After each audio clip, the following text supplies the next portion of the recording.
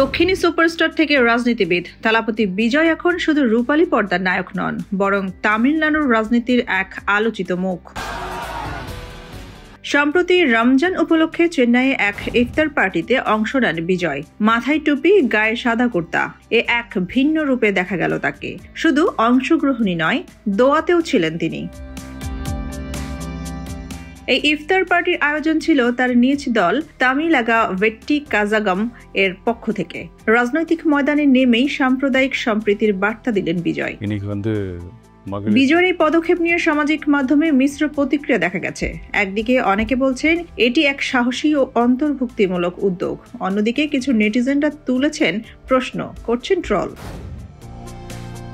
2024 সালে নিজের রাজনৈতিক দল গঠনের ঘোষণা দিয়ে 2026 সালে তামিলনাড়ু বিধানসভা নির্বাচনে প্রতিদ্বন্দ্বিতার পরিকল্পনা করেছেন বিজয়। ইতিমধ্যেই তার প্রথম সমাবেশে লক্ষাধিক মানুষের উপস্থিতির দাবি করা হয়েছে, যা প্রমাণ করে শুধু সিনেমা নয়, রাজনীতিতেও দারুণ জনপ্রিয় তিনি।